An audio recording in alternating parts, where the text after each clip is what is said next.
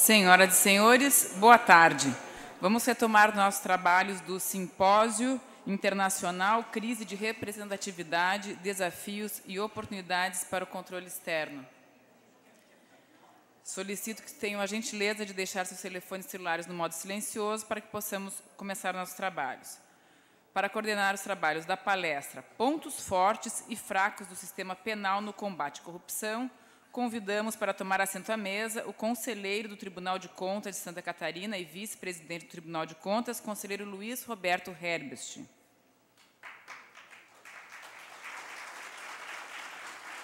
E convidamos também para tomar assento à mesa o palestrante, o professor doutor da Universidade de Salamanca, na Espanha, doutor Nicolás Rodrigues Garcia.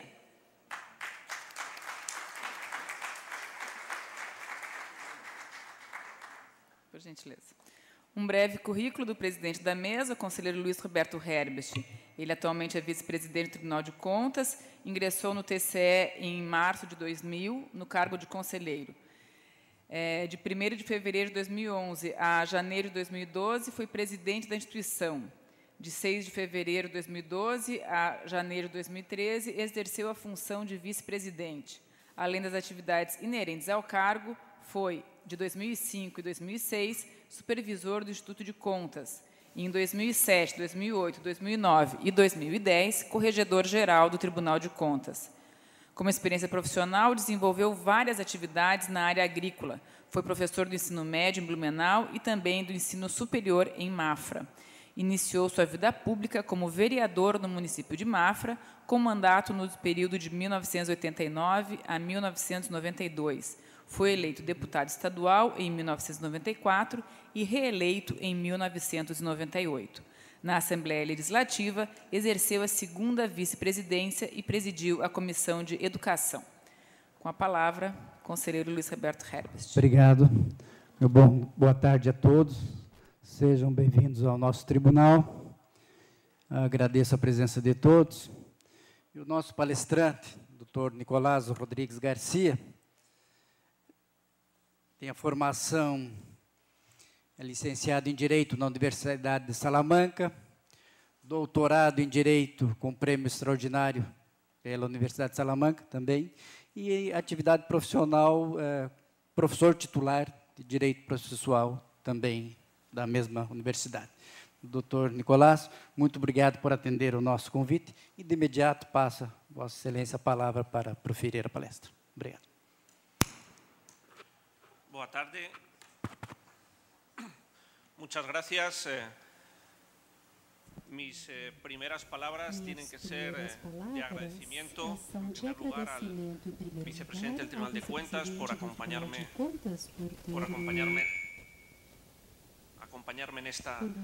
en esta mesa y dirigir la exposición.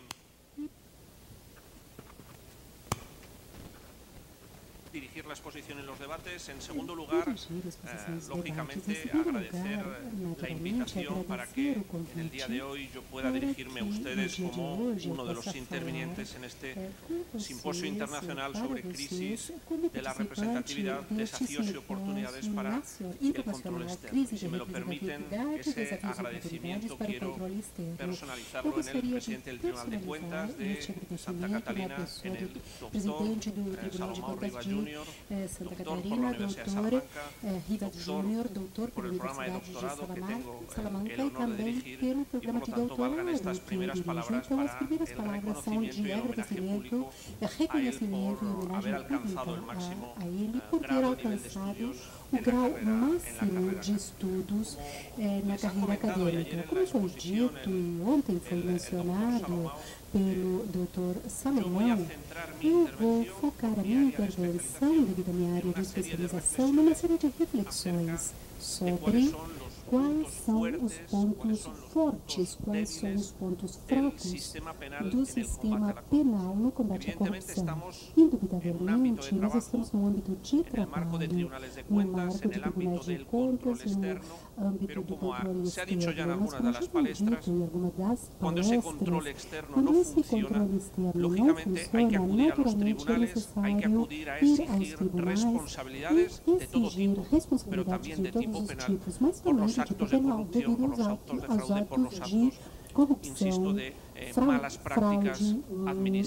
práticas, más práticas administrativas. Como vocês podem ter visto no programa, relacionados con tribunales de cuentas, también lógicamente tiene mucho que contas, decir naturalmente, el Poder o Judicial, Poder tiene mucho que Judiciário decir tem el Ministerio muito a Público dizer y também, también o Ministério Público, en la e jornada como foi inaugural de ayer, destacado pues, ontem, asuntos o pronunciamientos judiciales en pronunciamentos casos como el judiciais, Mensalón, como o lleva a mensalão, poner de manifiesto colocam como de el manifesto control, la como o prevención, controle, a el combate a la prevenção, o corrupción combate à es una corrupção actividad é uma múltiple, es una atividade actividad múltipla, que exige é uma una atividade que coordinación perfecta exige entre uma distintas instancias, perfeita entre distintos coordenação organismos, entre para que al órgãos e final instâncias logremos variados, para que eludir ese tipo de conductas, possamos ese tipo de evitar esse comportamientos. tipo de Si me condutas lo e permiten, en la comportamentos. primera parte de mi Na primeira intervención, parte da minha yo voy a intervenção, eu exponerles vou una serie de datos, una discorrer serie de sobre uma imágenes, una série serie de de noticias de dados, prensa con notícias las de que pretendo imprensa, através contextualizar dos el quais problema pretendo para que a partir contextualizar de ello o podamos problema. A extraer partir algunas disso, vamos conclusiones y extrair algumas justamente conclusões esos puntos e flacos, esos justamente puntos esses débiles pontos que fracos el sistema que penal o en cualquier sistema país del penal mundo em qualquer presenta país do mundo en esta materia. apresenta Hasta hace nesta muy pocos área. años, y lo Há decía ayer el poucos profesor anos, Salomão e Rivas,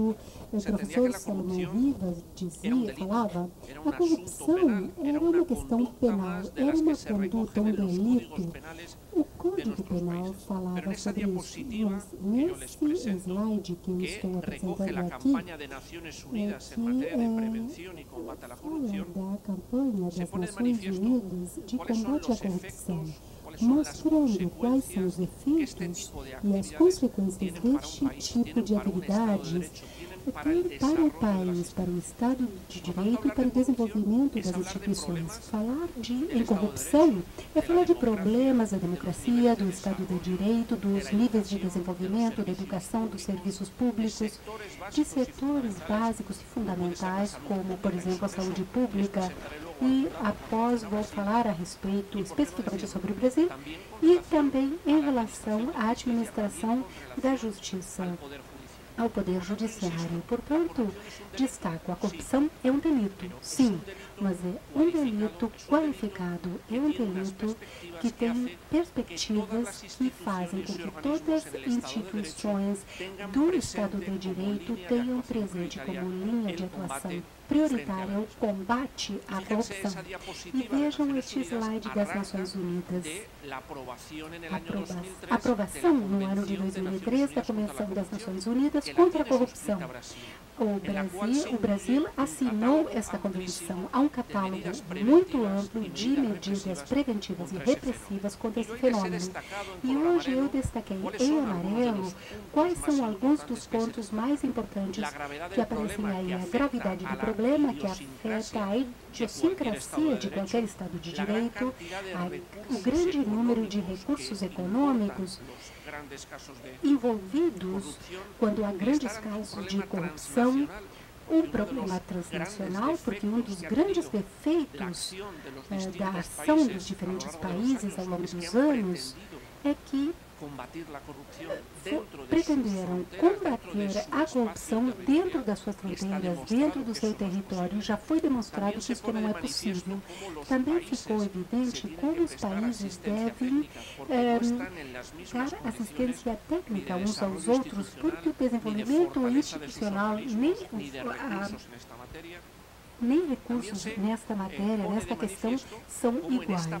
Também fica claro como nesta política geral de combate à corrupção é necessário respeitar os princípios e garantias que constam nas nossas constituições, como todos os princípios derivados da garantia do devido processo, tanto em processos penais quanto em processos administrativos e cíveis.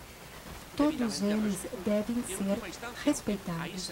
Em última instância, o objetivo final dessa política internacional em matéria de combate à corrupção é gerar uma cultura de rejeição à corrupção. Como eu destaco, é importante que sejamos conscientes dos problemas colocados para os pilares de um Estado de Direito. Devemos criar essa cultura de rejeição à corrupção, porque nós entendemos que para que certos negócios ocorram, aconteçam, para poder receber alguns serviços, devemos pagar uma propina, pagar uma quantidade superior.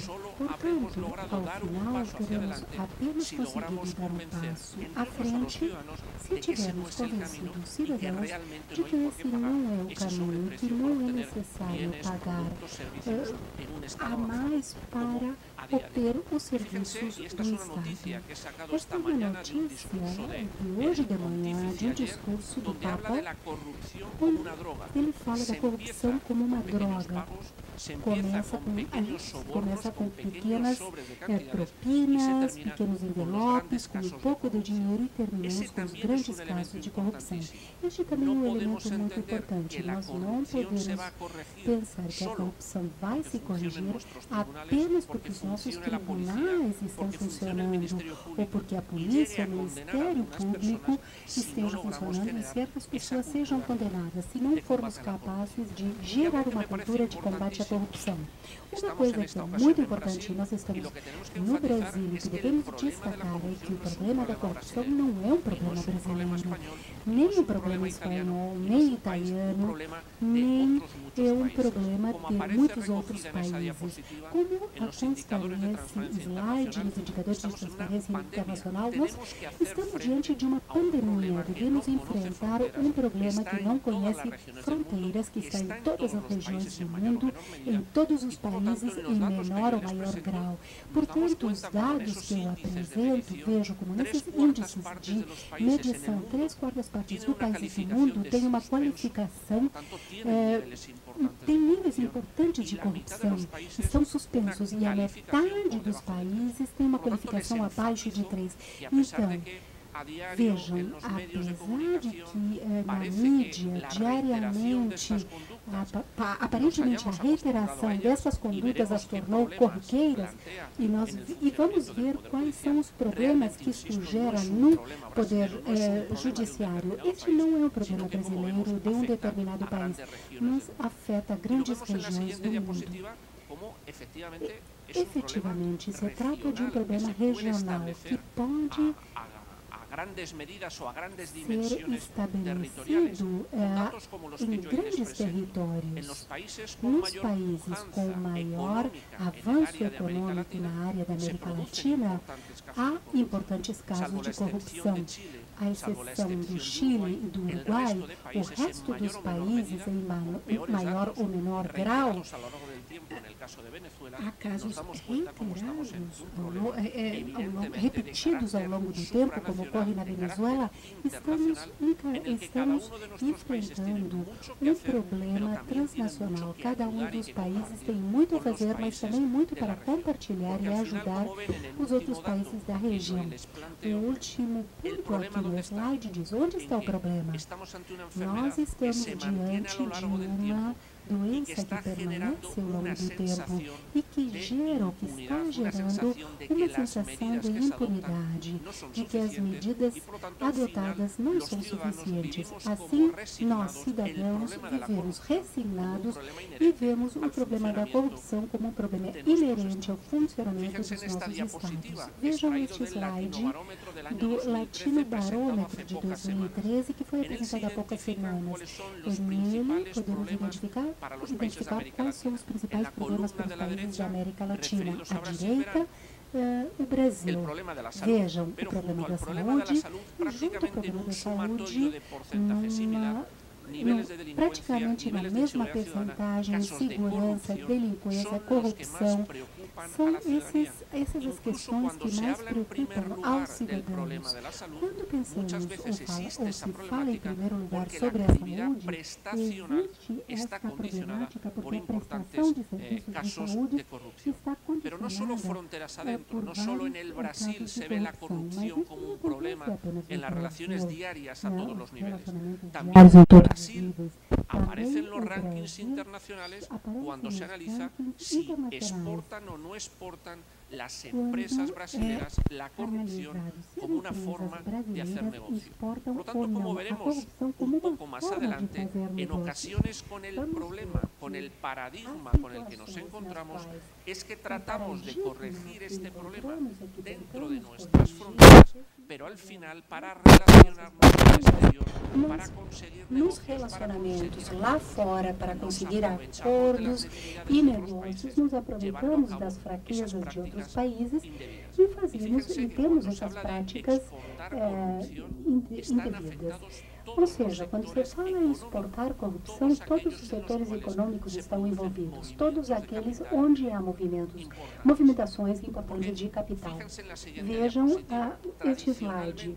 Tradicionalmente, quando é perguntado no país quais são as instituições corruptas mais afetadas por esta prática, associamos isto ao poder legislativo, às autoridades públicas, servidores públicos, mas como eu estou destacando neste slide, contrapondo dados mundiais e comparando esses dados ao Brasil e à Espanha, o problema é que aqueles que deveriam corrigir essas condutas com desvios e exigir responsabilidades em todos os níveis, administrativo, civil, etc., mas fundamentalmente penal pelo efeito exemplificador, são afetados por essas condutas. Então, um elemento claro, quando as Nações Unidas falam que a corrupção é um delito, mas, além disso, como já vimos, que a corrupção afeta a justiça, é porque nós não podemos negar que também muitas decisões judiciárias e no âmbito do Ministério Público e da Polícia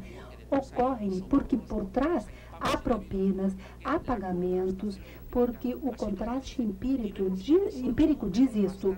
E como são números estáveis em todo o mundo, o barômetro global da corrupção de Transparência Internacional, quando os cidadãos são perguntados em que setores, em que segmentos pagaram propinas sobre preços durante os últimos meses, aqueles que responderam afirmativamente, vejam, em primeiro lugar aparece o poder judiciário, a polícia e depois o resto dos setores.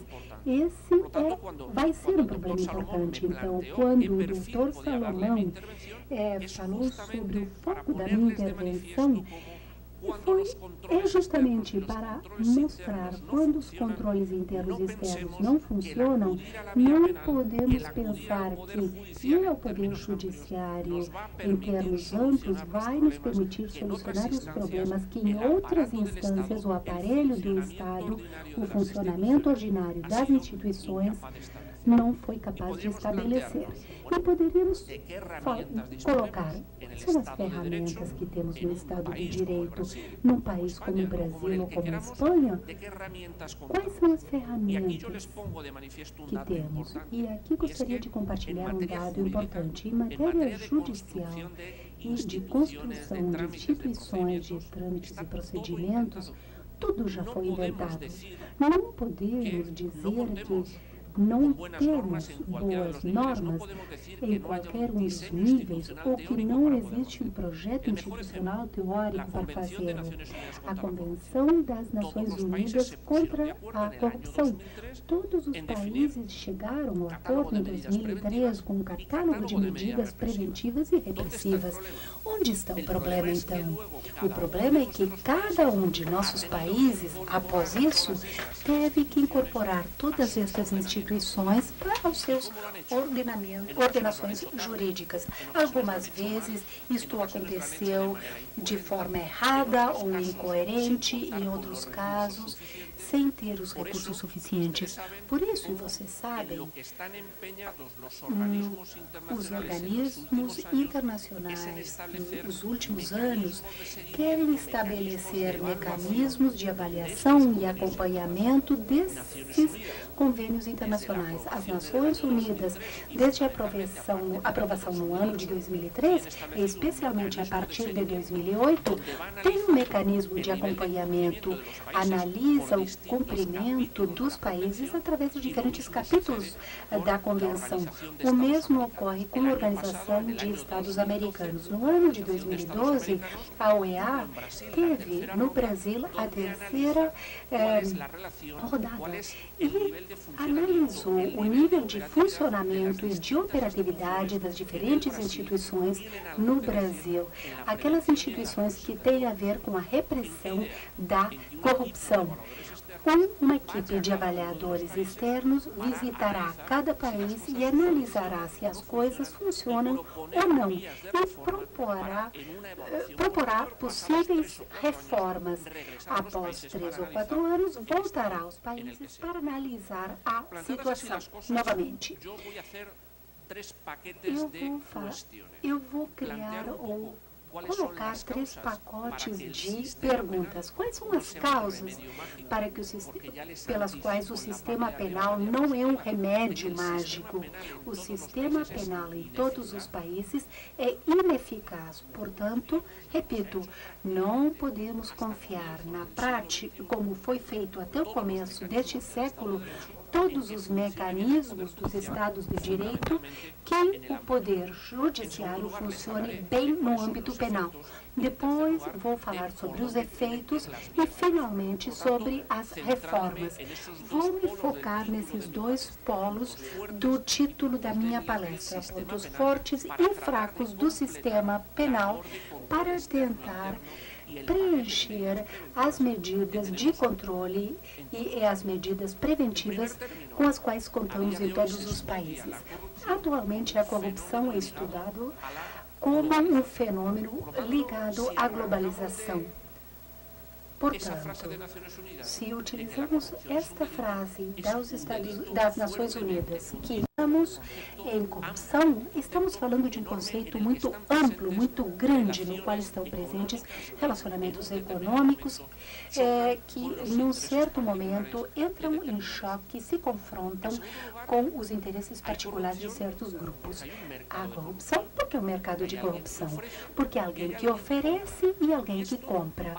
E isso vai trazer uma série de problemas quando analisarmos o funcionamento do Poder Judiciário, porque aqueles que fazem práticas ou têm práticas de corrupção têm pactos de silêncio, ocultam as coisas.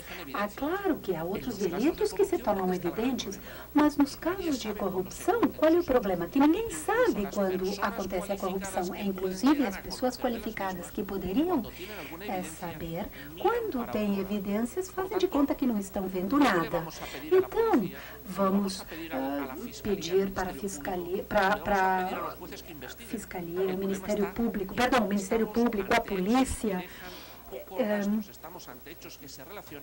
Estamos diante de fatos que têm poucos elementos para serem identificados e há pactos de silêncio. Estamos diante de fatos que estão relacionados com outras condutas delitivas.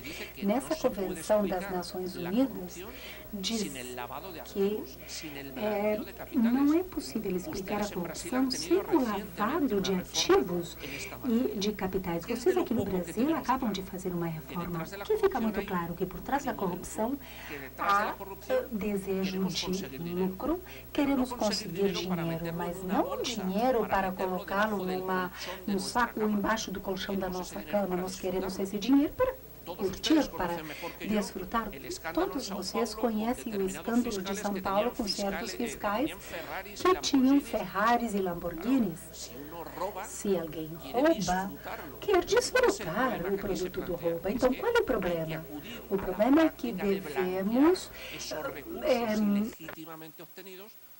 lavar esses recursos para que possamos utilizá-los. Então, em terceiro lugar, vamos utilizar o sistema bancário internacional. Portanto, falar em corrupção e lavagem de ativos é falarmos em paraísos fiscais, segredos bancários, sigilos bancários, inclusive o que poderia ser mais escandaloso. Há países no mundo nos quais ainda é possível deduzir fiscalmente as quantias pagas em propinas. Por isso, a corrupção é exportada. Por isso, há um mapa mundial que atrai a corrupção. Vamos ver que a corrupção é um grande negócio. Há certos sujeitos que lucram e eles desenvolvem atividades para lucrar. Vejam, neste caso, nesta notícia, o Banco Central do Reino Unido colocou a possibilidade de proibir a circulação de 500 euros. Uma nota de 500 euros é equivalente a R$ 1.700. Imaginem quanto dinheiro pode ser acumulado em notas de 500 euros. Segundo um relatório do Banco Central Europeu de há 6 anos, um quarto, ou seja, 25% das notas de 500 euros emitidos pelo Banco Central Europeu estavam na Espanha. Então, a corrupção não é um problema de apenas um país, mas na Espanha, no começo do século XXI, na metade da década de 2000, está com muitos problemas e corrupção urbanística. Então, 25% de todas as notas de 500 euros estavam na Espanha para pagar propinas, financiamento de partidos políticos, etc. Então, percebemos a inter-relação que existe entre certas condutas com as movimentações de capitais geradas por essas condutas. Evidentemente, neste mundo globalizado, aqueles que têm essas práticas recorrem às novas tecnologias. Então, apesar de que muitas questões relativas à corrupção e essas práticas são feitas com malas cheias de notas e de dinheiro, há pouco tempo, na Espanha, um dos principais casos de corrupção urbanística, a ex-mulher, que vai aparecer uma foto do prefeito acusado de corrupção, denunciou porque ela se sentiu despeitada e ela ficou muito brava porque viu o marido chegando em casa com sacos de lixo contendo notas de 500 euros. Vejam, então, a facilidade que existe de abrirmos uma conta bancária num paraíso fiscal para poder fazer a lavagem de dinheiro e enviar o dinheiro para lá. E a dificuldade para as autoridades fiscais e alfandegárias para poder investigar essas situações. Vejam esta notícia. 3 espanhóis controlavam numa casa 13 milhões de computadores. Então, não é necessário pensar como nos filmes, em macrogrupos, com uma pequena estrutura, com pessoas qualificadas, nós podemos montar uma organização criminosa que faz este tipo de coisas. Nós estamos também diante de um problema transnacional. Como falei anteriormente, é impossível terminar com a corrupção pensando apenas no país em si, o que pode fazer o Ministério Público, a polícia, o Poder Judiciário no Brasil. Devemos nos relacionar com outros países. E fica muito clara em alguma das intervenções das palestras anteriores que, atualmente, no funcionamento ordinário das instituições, há oportunidades para que as práticas corruptas aumentem. Há muitos âmbitos nos quais os níveis de discricionalidade são muito amplos. Por isso, é necessário ter uma política estrutural no que diz respeito a controle de contas, a transparência. Nós também sabemos como os funcionários públicos estão mal incentivados na hora que chega de colaborar com as autoridades, de denunciar o que está acontecendo. Então, não deveríamos ficar ficar surpresos que o menor número de denúncias tem a ver com casos de delitos econômicos envolvendo poderosos. Não interessa, como disse anteriormente, todo mundo olha para o lado.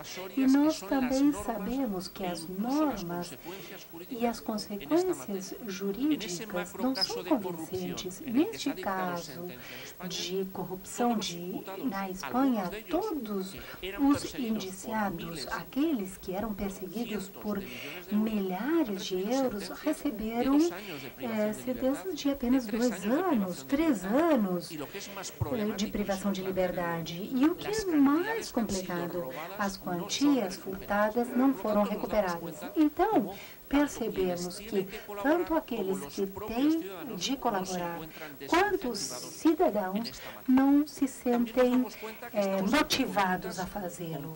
Estamos também diante de condutas complexas que exigem conhecimento jurídico, engenharia financeira e analistas informáticos. Não podemos pensar apenas nos pequenos casos de corrupção, nas pequenas propinas, mas nas grandes operações.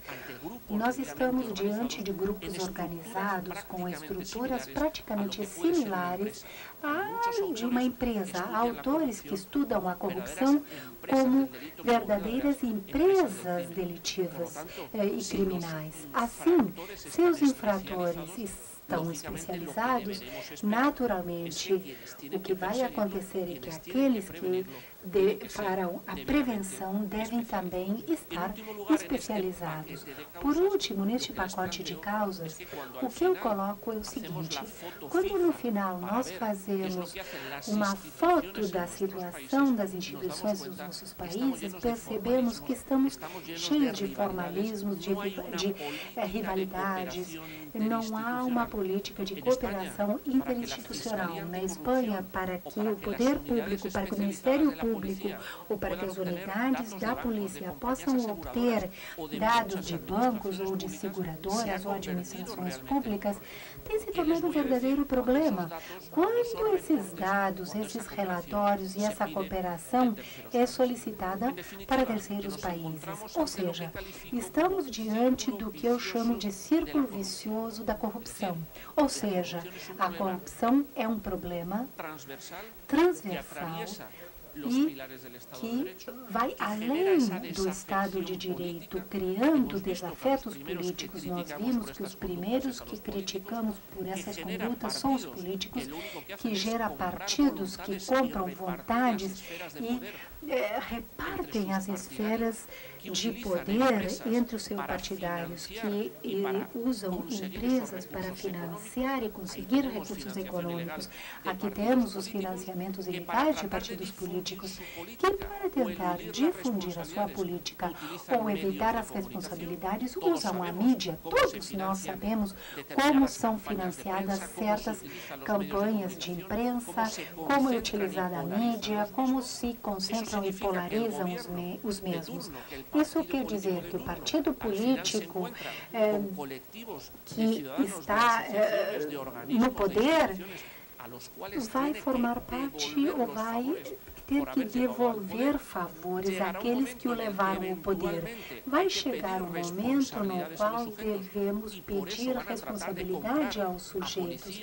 E é por isso que eles vão tentar comprar, através de propina, juízes, policiais e outros. Por isso, nós estamos diante de uma pandemia. Em todos os países há uma grande impunidade que retroalimenta a corrupção e os sentimentos de impunidade dos cidadãos. Um segundo pacote de ideias que apresento, que vou tentar expor, são os efeitos. Já sabemos qual é a patologia, qual é a doença. Agora vamos ver como essa doença se manifesta. Eu antes falava de globalização das relações econômicas, políticas, sociais, institucionais, do ponto de vista da generalização desses comportamentos nós temos o globalización de la surgimento delincuencia de uma y globalização surgen los que se da denominan delinquência. paraísos Surgem penales. os ¿Por qué hay chamados paraísos paraísos penais. ¿Por E qué por que existe eles ese mapa existem? mundial de la Porque corrupción? existe o mapa Por dos mundial ideas da importantes. corrupção. En Por primer duas lugar, ideias porque importantes. los Primeiro, ordenamientos porque jurídicos os son ordenamentos desiguales. jurídicos são Porque el Código desiguais. Penal en Porque Brasil o Código no es Penal igual no Brasil não a nivel de é federación, igual a em nivel de los termos estados, de no es igual que en Paraguay, no federação es dos igual que en estados, não Uruguay, no é es igual igual que do en Argentina, no Paraguai, es da igual que Argentina, en do ninguno de los países de Uruguai, la de región. nenhum Por lo outro tanto, al país da final, ¿qué es região. lo que buscan los Portanto, infractores? os Lo que van a infratores buscar los procuram infractores es justamente justamente actuar en aquellos lugares agir en nos los cuales sus niveles lugares de onde responsabilidad sean seus inferiores. níveis de O como hay distintos responsabilidade puestos sejam donde se inferiores, pongan frenos a la ou cooperación internacional. Por eso onde no es una haja casualidad freios que à en ocasiones se cooperação producen internacional. las detenciones Por isso, e o não la é por acaso, localización então, de las que actividades existam ilícitas o al detenções menos de ou la colocación de localização los capitales das atividades en ilícitas países que ou están a colocação dos cientos de miles capitais de kilómetros em de países realmente que donde se estão producido a milhares de quilômetros daqueles El onde segundo as efecto atividades ocorreram. importantísimo es el que O segundo califican efeito los politólogos importantíssimo como é o captura que del os Estado. cientistas políticos Evidentemente, ese chamam de dinero, ¿para qué se va a captura do obtener? Estado. Se va a obtener, Para que eles entre obtenham otras esse cuestiones, dinheiro, para comprar entre seguridad. outras coisas, ¿Por qué para se comprar soborna a segurança? policías, a Por que fiscalización? alguém suborna ¿Por qué se soborna a policiais, servidores públicos? promotores, Se soborna funcionários todo aquel públicos? sujeto que Por pueda que hacer se peligrar subornam as todos estos pessoas que grupos possam de fazer perigar realización de esses prácticas grupos que Porque realizam quieren práticas obtener corruptas? Porque eles querem obter Si el sistema segurança. ya Se desincentiva o bastante poco, lo que sistema van a já querer desincentiva es bastante minimizar las pouco, posibilidades que o tienen que eles de vão ser querer investigados, é de ser perseguidos, minimizar de ser suas sentenciados, o que, possibilidades en caso de ser condenados, pueda cumplirse efectivamente una sanción. e se eles En un forem informe condenados, reciente del diminuir Banco a Mundial, probabilidade se de dice que cumprir los pena. casos de corrupción O informe do Banco Mundial diz que uno nos de cada casos de 3 corrupção, dólares eles reinvestem obtenidos de Por tanto, vuelvo a la misma lógica empresarial legitimamente. que Então, impera, podríamos decir, en los voltamos à mercados mesma legales. lógica Se empresarial reinvierten en seguridad, que impera nos mercados legais. Eles reinvestem em segurança para reduzir a responsabilidade. Isso no mundo inteiro. Veja no México. O cartel da droga comprou o czar antidrogas por $30 mil por mês. Essa notícia, o juiz espanhol critica a última reforma do Código Penal espanhol que não introduziu mudanças suficientemente duras devido ao jogo dos lobbies políticos em suas relações com os partidos. Isto tem a ver com a América Latina e os problemas do crime organizado, ou a corrupção, o narcotráfico, a lavagem de dinheiro, as consequências disso para a estabilidade dos países latino-americanos. Enfim, é um problema intrincado, emaranhado com o funcionamento habitual das nossas instituições. Terceiro, frase lapidar. Temos que entender que, embora a corrupção não seja um delito de sangue, não é um homicídio, não é um assassinato, mas a corrupção mata. Por quê? Porque tem custos importantíssimos, tanto diretos como indiretos. Diretos pelos montantes econômicos que são tirados dos cofres públicos, indiretos pelos seus efeitos expansivos e pelas obrigações que os Estados contraem para poder investir na prevenção e repressão da corrupção.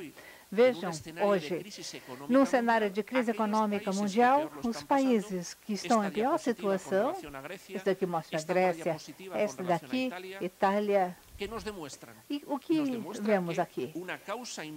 Que uma causa importante da crise econômica atual está nos enormes casos de corrupção generalizada dos nossos países nos últimos anos. Portanto, em um relatório das Nações Unidas, o que é identificado é que a corrupção é um problema para o desenvolvimento integral dos países, para o desenvolvimento institucional, fundamentalmente dos que partem de piores condições.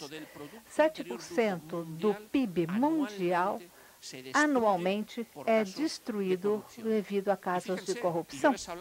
E vejam, eu estava falando da constatação empírica. Vocês lembram que hoje de manhã o Dr. Juarez Freitas falava da importância da relação entre o mundo jurídico e o mundo econômico.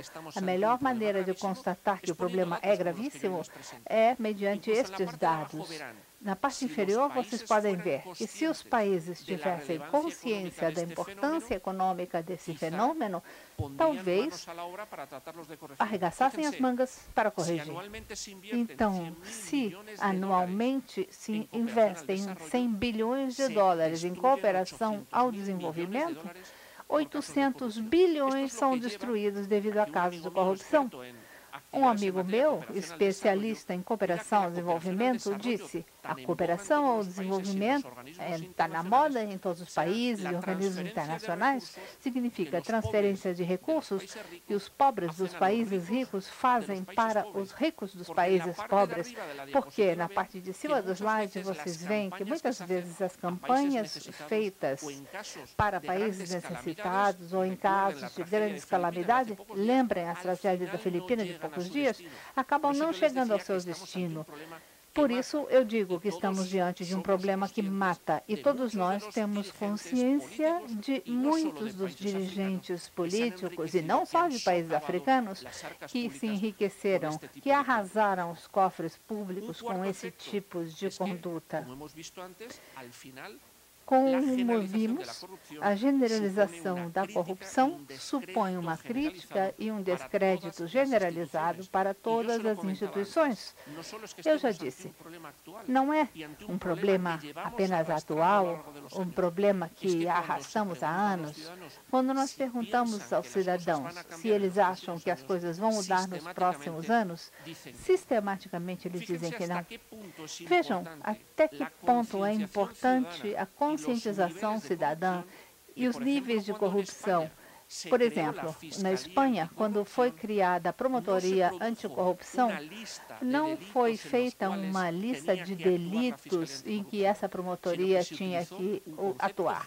Usou-se um conceito geral que permite se adaptar à realidade econômica e social do país, a sua área de intervenção, especialmente a Promotoria Anticorrupção atua em assuntos de corrupção econômica de especial importância, não diante de qualquer corrupção, de qualquer delito econômico, mas quando eles têm aqueles efeitos que eu apontei. Como vocês podem imaginar, diante de assuntos a que esse desenho se refere, não é? Vocês sabem que o filho adotivo do nosso monarca e a própria infanta estão sendo indiciados por um caso de corrupção. Se as instituições não forem suficientemente fortes para tratar todos de forma igual, o que ocorre é uma dissociação entre cidadãos de primeira. Por eso, en esta viñeta gráfica, lo que se viene a poner de manifiesto es que la culpa no lo tienen las facturas, sino la culpa la tienen quienes hicieron esas facturas y cobraron ilegítimamente de las instituciones públicas. Por eso, el marco general de actuación, en este caso de la Fiscalía Anticorrupción Española, viene marcado por la vigencia del principio de legalidad y por el control judicial de todas las actuaciones. Nuestros países han fracasado en la política de combate a la corrupción cuando se han hecho separaciones entre sujetos responsables, entre determinadas conductas, entre determinadas instituciones. Por eso es habitual en los últimos meses, cuando se pregunta por España en muchas de las intervenciones en distintos países, el reconocer o cómo se ve que también la monarquía, si comete conductas desviadas, está sujeta al Código Penal y tiene que responder con relación a la misma. Porque en última instancia lo que está en juego es la credibilidad y el conjunto de valores y de principios éticos de toda nuestra sociedad. Esta diapositiva, que en ocasiones la ha utilizado el doctor Salomón Rivas, pone de manifiesto que al final nos acabamos acostumbrando tanto a este tipo de conductas que no tiene el suficiente desvalor para poderlo criticar socialmente. Y fíjense en esta encuesta que yo hoy les planteo. Afortunadamente, un funcionamiento ordinario, adecuado y estable de nuestras instituciones está provocando que los ciudadanos consideren cada vez más, en ocasiones ilegales, pero básicamente ilegítimos o poco éticos, conductas que hasta hace 5, 6, 8 años eran absolutamente habituales en el funcionamiento de nuestros países, como la contratación de amigos, de familiares, de parientes, como la obtención de pequeñas cantidades económicas en concepto de gratificaciones, etcétera, etcétera. Porque en última instancia, el gran problema en el combate a la corrupción son las denominadas cifras negras. Tengan absolutamente claro, y se lo pondré inmediatamente en una diapositiva, com clareza, que e eu vou mostrar que, por mais espetaculares que sejam as notícias que a imprensa publica anunciando condenações em casos de corrupção, essas são só a ponta do iceberg. A nível internacional, há nuances por países, mas no nível internacional está definido que menos de 10% dos casos de corrupção são investigados. E a partir daí vai caindo. Só 10% são investigados, menos da metade disso submetida à análise preliminar, os que são julgados são ainda menos e as condenações ainda mais ínfimas e, claro, os montantes econômicos recuperados são ainda mais reduzidos. Por isso, eu digo que, afinal, o que ocorre? Que os corruptos não encontram no funcionamento ordinário das nossas instituições um desincentivo para esse comportamento.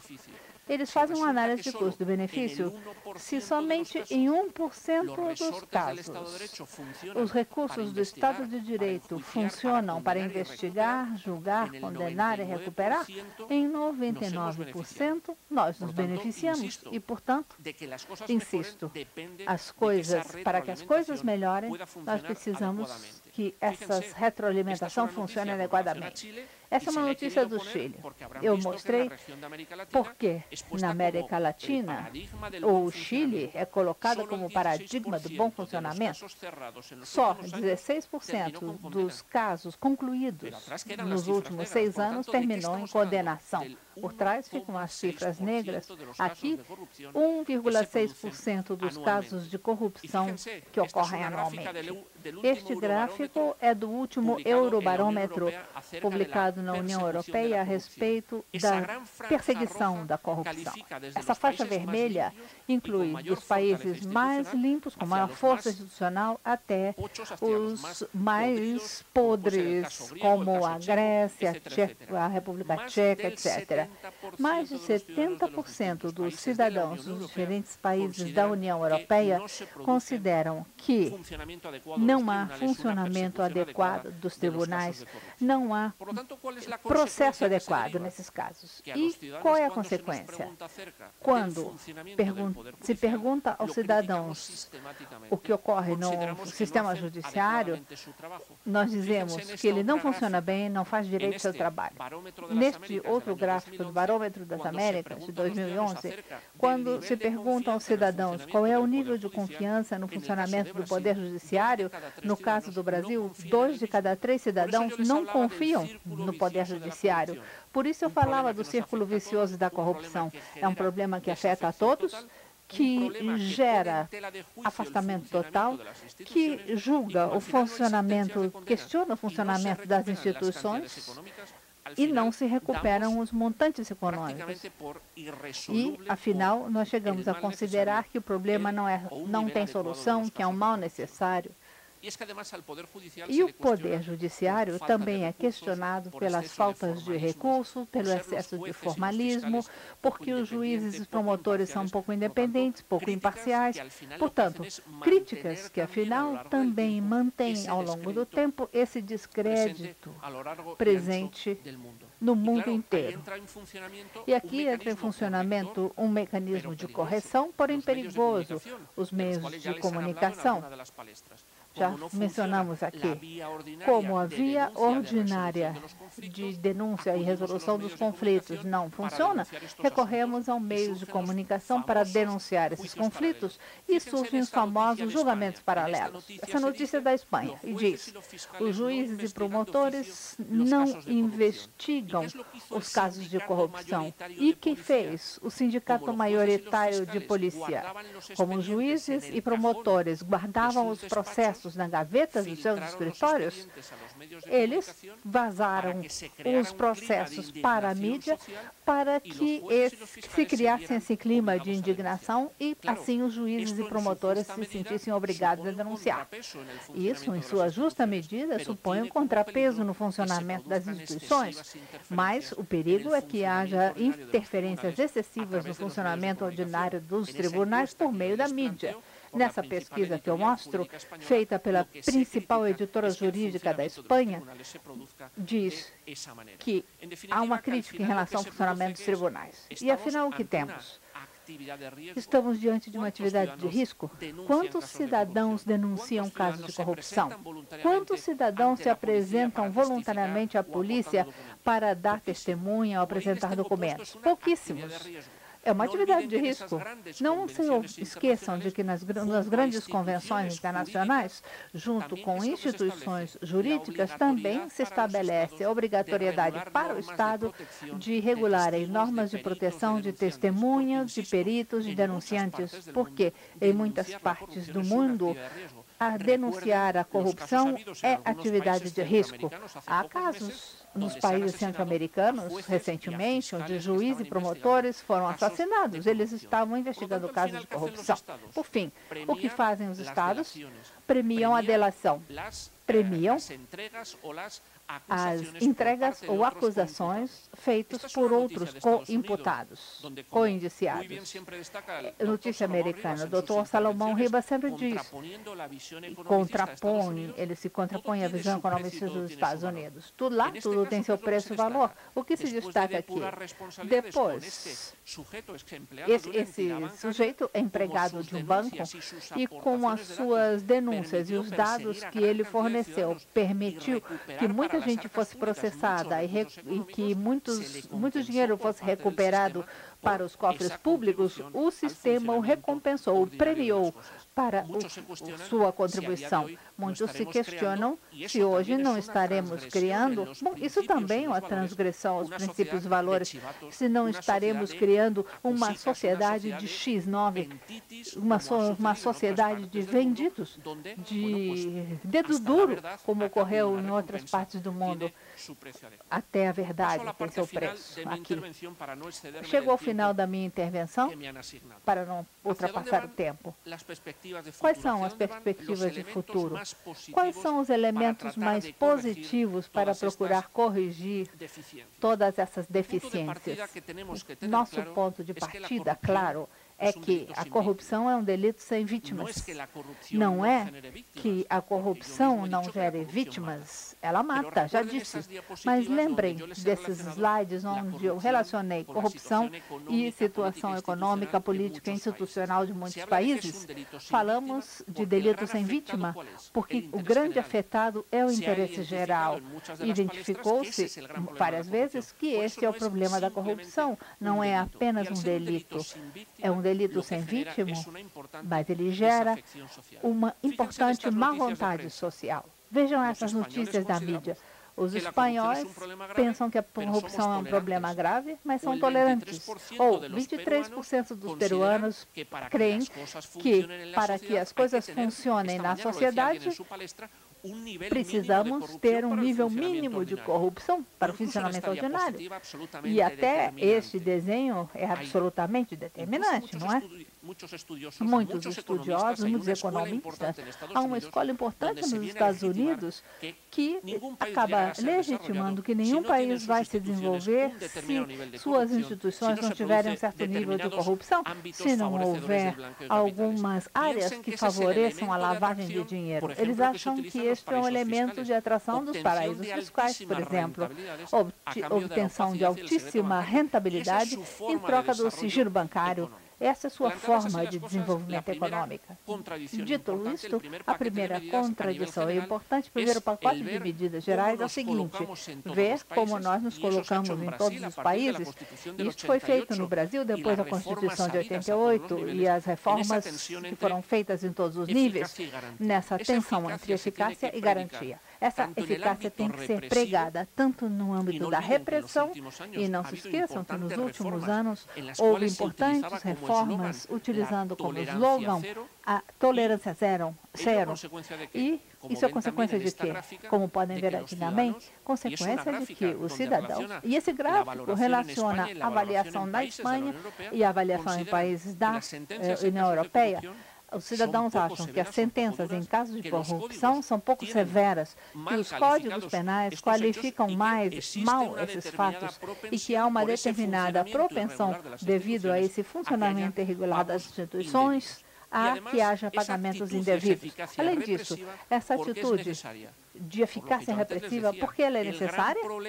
Porque o grande problema na investigação e no processamento da corrupção é o problema da prova. É muito difícil provar os fatos de corrupção devido a esse pacto de silêncio generalizado que existe. Portanto, é habitual que ao estabelecer mecanismos especiais de investigação, ao recorrer à questão da delação premiada, as anistias, aqui aí temos de novo o choque entre o ser e o dever ser. Todas essas medidas devidamente analisadas, o que geram é uma pergunta, e eu respondo afirmativamente. Nós temos uma perda de legitimidade das instituições do Estado de Direito. Isso foi publicado na Espanha no ano passado. Para tentar paliar a crise econômica e arrecadar, o governo espanhol, durante alguns meses, aprovou uma norma de anistia fiscal.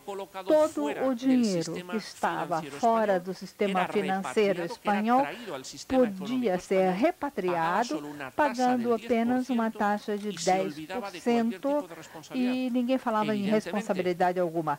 Claro que as pessoas poderiam ter obtido esse dinheiro como atividade lícita e legal, mas alguns também usaram essa anistia fiscal para regularizar montantes econômicos obtidos, inclusive, em virtude de corrupção. E os cidadãos não entenderam isso, e os resultados, do ponto de vista econômico, foram insuficientes. Mas não foi só na Espanha. Na Argentina, até pouco tempo atrás, havia essa lei de recuperação de dólares de fora do sistema econômico argentino. Eu vou mostrar aqui 2 ou 3 notícias. E tudo é medido em termos econômicos. Então, o Estado negocia, faz um pacto através da promotoria e do Poder Judiciário faz de tudo para recuperar esse dinheiro. Isso era o que eu dizia.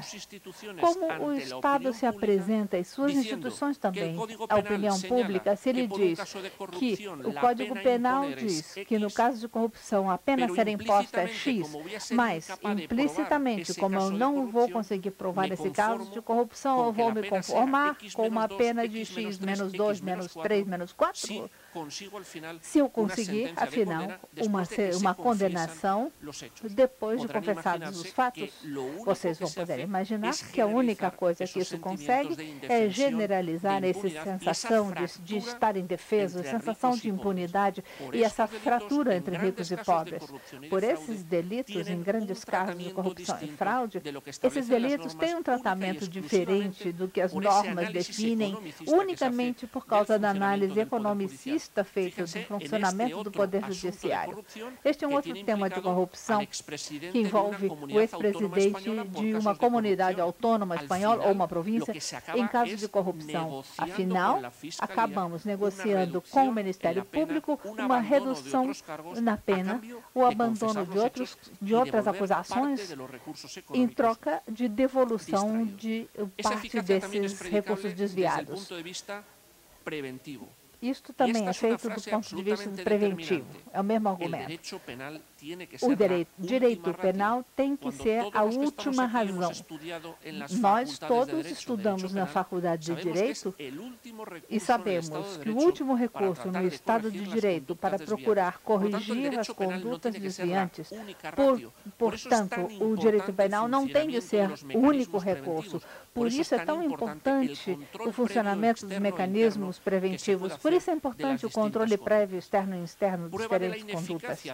Prova da ineficácia da repressão é que nos últimos anos, em todos os países, normas e instituições que têm a ver com temas obrigatórios foram adaptados. Por exemplo, nos últimos anos, nos grandes casos de corrupção, foram acusados advogados, tabeliães, registradores, analistas financeiros. Não estamos falando dos delinquentes tradicionais individuais. Falamos de grandes tramas, grandes grupos.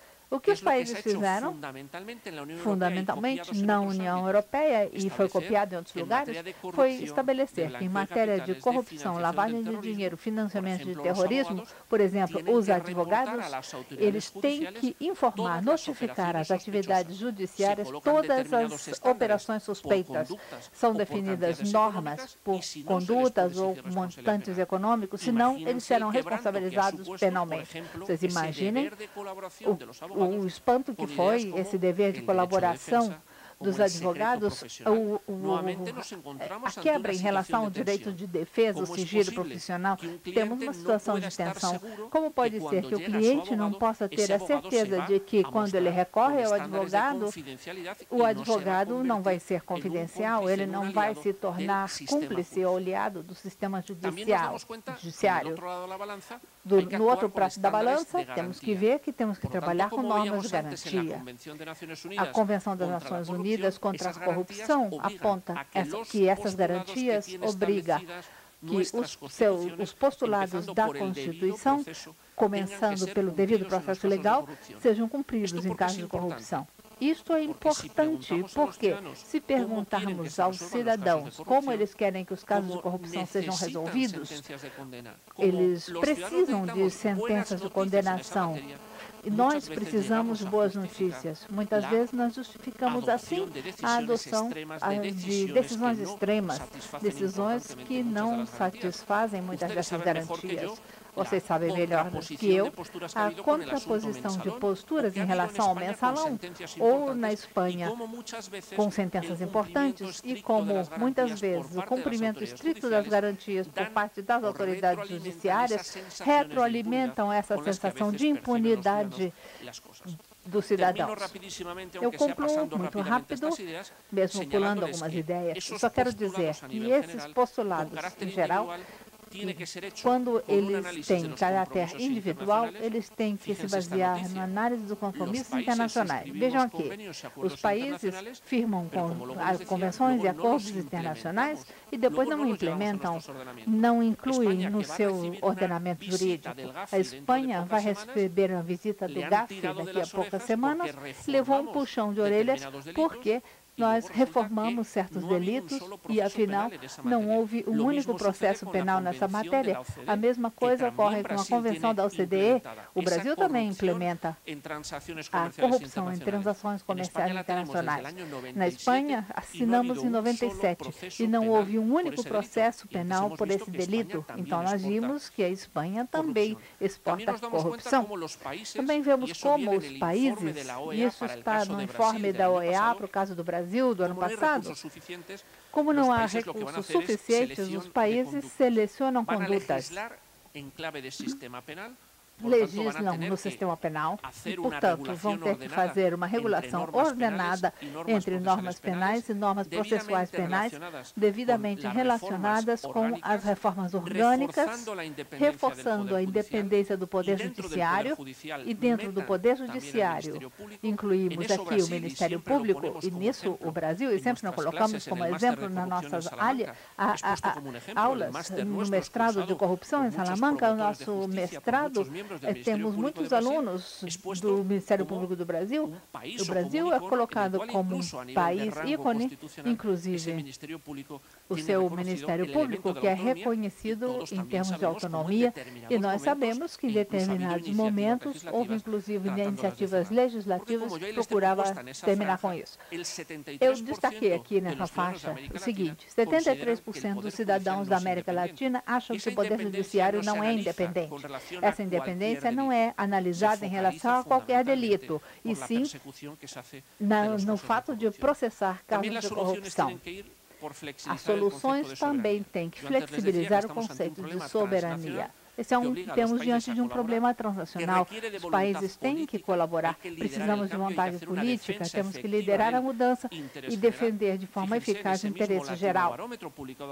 Esse mesmo Latino Barômetro, publicado há alguns dias, quando perguntamos quem tem a maior responsabilidade no Brasil por acabar com os casos de corrupção, 71% dizem que é o Estado. Se há corrupção, é porque o Estado permite e, portanto, o Estado deve usar recursos. Vejam essa frase do ano passado, dos juízes decanos espanhóis, os chefes dos juízes nas diferentes províncias.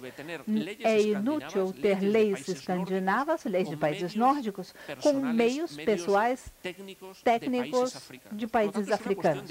Portanto, é uma questão de investimento, de vontade política, que exige cooperação interinstitucional e eu dizia que na Convenção das Nações Unidas, tudo que se refere a controle interno, controle externo e sua relação com o aparelho de repressão, fica claro que, afinal, o que tudo isso precisa não é só de sentenças de condenação, e sim, o produto do delito, esses montantes roubados devem ser recuperados. E eu termino com 7 conclusões que eu vou só enumerar. A primeira, eu acho que ficou demonstrado, e eu já vi nos outros oradores, que todos os nossos países precisam demonstrar, dentro e fora de suas fronteiras, um compromisso político claro para prevenir e reprimir a corrupção. Temos que entender que a corrupção é um problema estrutural, não é de pessoas, é um problema complexo que obriga a tomar um conjunto de medidas preventivas, repressivas, de direito substantivo, de direito processual, de caráter orgânico. Sua finalidade última é aumentar a integridade, a responsabilidade e a transparência, eliminar os incentivos a cometer fatos e melhorar os incentivos para colaborar e denunciar. Precisamos de normas claras para que seja possível denunciar os fatos e romper esses pactos de silêncio. É um problema que, como eu dizia, não tem como causa a falta de legislação, porque eu já disse nessa matéria, tudo já foi inventado, Convenção das Nações Unidas, por exemplo, e de forma comprometida e leal com a comunidade internacional, vamos implementar essa convenção, mas nem o Brasil, nem a Espanha, nem nenhum outro país faz. E, sobretudo, o mais importante é que precisa aumentar a intransigência pública diante da corrupção, tanto no âmbito público como no privado. Termino com a mesma ideia com que comecei. Se temos consciência do problema, temos consciência de que a corrupção afeta a todos. Hoje nós vemos isso na Espanha, porque passamos de alguns anos de aquecimento econômico louco e desenfreado a um momento em que não há dinheiro nem para comer. Há 6 milhões de desempregados. Vemos a corrupção como um problema próprio e, portanto, a ideia que está aqui riscada, aquele rouba mais faz, aquela ideia que já conhecemos, tem que ser abandonada. Eu gosto de concluir com uma frase do professor Alejandro Nieto, que resume perfeitamente o cenário que eu falei. E, sobretudo, é um leitmotiv do Dr. Salomão Ribas. Se fizermos a análise não só a partir das normas jurídicas, mas a partir do plano ético, perceberemos que, apesar dessa visão, que certamente vocês vão dizer que é negativa, que eu falei, o que é claro é que, se deixarmos cair na cilada dessa negativa, o futuro será ainda mais sombrio. Se nós não fizermos nada, a deterioração será ainda pior. E esse slide que eu peguei de outro evento com o professor Salomão Ribas, eu repito, o que é importante é que todos e cada um de nós nos perguntemos não só o que o Estado, as instituições públicas podem fazer, mas também o que nós individualmente podemos fazer. Transparency International, no dia 9 de dezembro, no Dia Mundial contra a Corrupção, diz com toda clareza, diante da corrupção, todos os nãos, todas as respostas negativas de cada um de nós são fundamentais, porque todos os nãos contam. Muito obrigado e fico à sua disposição. Doutor Nicolás, eu gostaria, em nome do tribunal, parabenizá-lo pela excelente palestra que o senhor acabou de nos brindar. tinha feito uma porção de questionamentos a fazer, mas sei que o senhor tem agora um compromisso inadiável com uma entrevista na televisão. Portanto, esse tema da corrupção muito atual e muito na mídia brasileira, no Brasil principalmente esse ano, e veio nos trazer muitas informações preciosas sobre o assunto. E deixo de fazer também abrir para perguntas, tendo certeza que o senhor, após o intervalo, poderá responder pessoalmente as perguntas dos interessados, ou através da eletrônica de e-mails, tá disponibilizando os questionamentos e as perguntas. Vou passar agora. Solicito que o senhor faça a entrega do certificado e da recordação ao nosso convidado, conselheiro Herbert, por gentileza.